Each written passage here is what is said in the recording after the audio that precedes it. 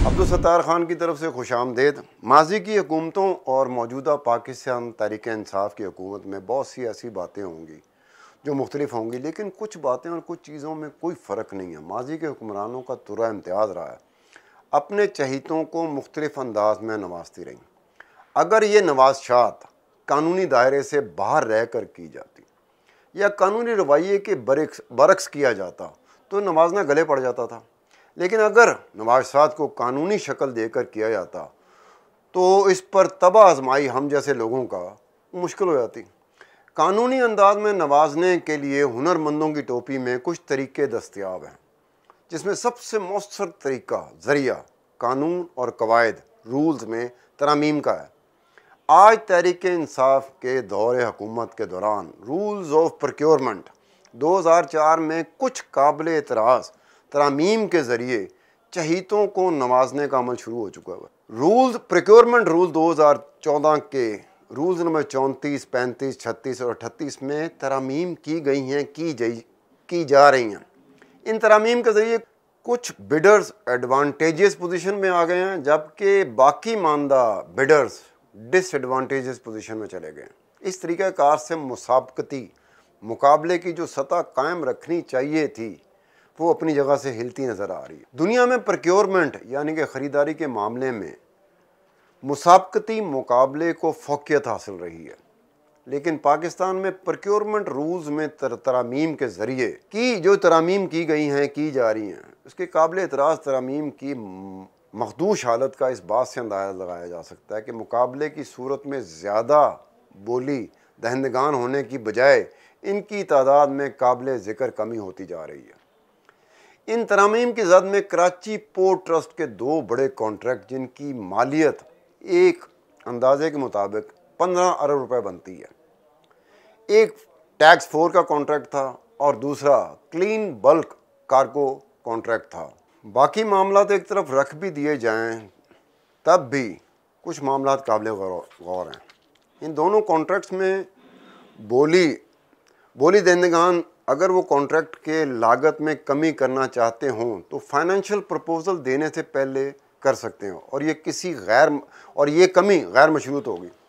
लागत में कमी सिर्फ़ और सिर्फ फाइनेंशियल प्रपोजल खुलने से पहले ही की जा सकती है, फाइनेंशियल प्रपोजल के बाद नहीं की जा सकती। दूसरी बात यह है कि 2 स्टेज बिडिंग प्रोसीजर के पहले मरहले में फाइनेंशियल एवेल्यूएशन होगी, और जो भी बोली दहंदगान टेक्निकल एवेल्यूएशन में कामयाब होगा सिर्फ वही फाइनेंशियल एवेल्यूएशन के लिए क्वालिफाई कर सकेगा, और वही फाइनेंशियल एवेल्यूएशन के तहत जो टेक्निकल एवेल्यूएशन में अगर क्वालिफाई नहीं करेगा वो फाइनेंशियल एवेल्यूएशन देने का अहल भी नहीं रहेगा।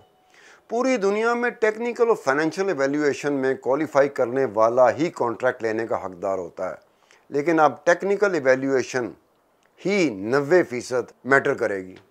इस सूरत में अगर टेक्निकल एवेल्यूएशन क्वालिफाई करने वाला अनसॉलिसिटेड प्रपोजल देगा तो दोबारा बोली होगी, लेकिन अगर टेक्निकल एवेल्यूएशन वाला सॉलिसिटेड प्रपोजल देगा तो कॉन्ट्रैक्ट सिंगल बिडर को दे दिया जाएगा। इस तरह की बुनियाद रख दी गई है कि कॉन्ट्रैक्ट सिंगल बिड के लिए पहले पाकिस्तान में या दुनिया में सिंगल बिड कॉन्ट्रैक्ट इसकी गुंजाइश कम से कम होती थी। पाकिस्तान में उसकी बुनियाद डाल दी गई है ताकि कोई दूसरा बोली दहंदगा मैदान में आ ही ना सके, लेकिन अब तरमीम के ज़रिए इसकी गुंजाइश ही ख़त्म कर दी गई है, जिससे सिंगल बिडर मुल्क में रवाज पड़ जाएगा। अगर कॉन्ट्रैक्ट की लागत में फाइनेंशियल प्रपोजल से पहले ही गैर मशरूत कमी कर दी जाती है, अगर किसी भी कॉन्ट्रैक्ट के असूल के लिए बोली दहंदगान ज़्यादा हैं तो लागत में कमी के साथ साथ मुसाबकती मुकाबले की कैफियत रह सकती है।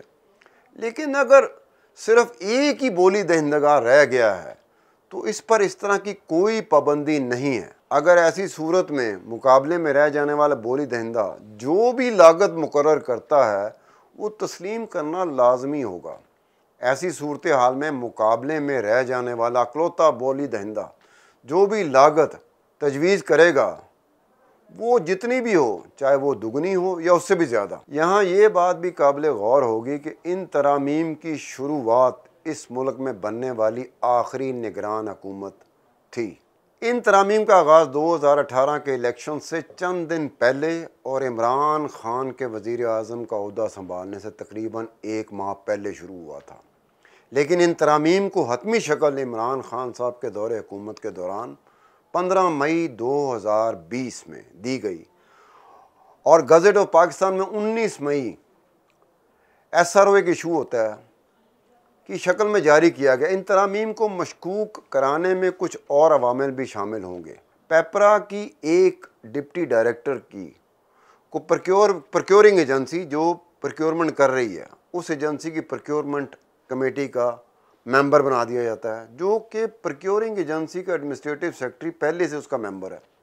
यहाँ ये बात काबिल गौर है कि पेपरा बोर्ड ने 12 फरवरी 2018 बोर्ड मीटिंग में ये बात हमेशा के लिए तय कर दी थी कि पेपरा का कोई ओहदेदार प्रक्योरिंग एजेंसी की प्रक्योरमेंट कमेटी का मेंबर नहीं हो सकेगा, क्योंकि पेपरा एक रेगुलेटरी इदारा है। इन तरामीम की तकमील के मराहल में पेपरा बोर्ड ही मुकम्मल नहीं था और 10 में से 4 अरकान का इंतखाब नहीं हो सका था।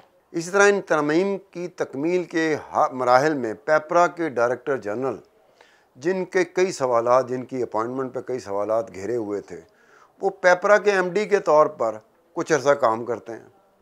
इन तरामीम के इब्तिदा में ही कुछ तब्दीलियाँ की गई, जिसमें सबसे नुमायाँ तब्दीली लोएस्ट एवेल्यूएशन बिड की जगह पे मोस्ट एडवांटेजियस बिड पे आ गई थी। यहीं से अंदाज़ा लगाया जा सकता है कि टेंडर होने से पहले ही एडवांटेजियस और डिसएडवांटेजियस का मामला तय पा गया।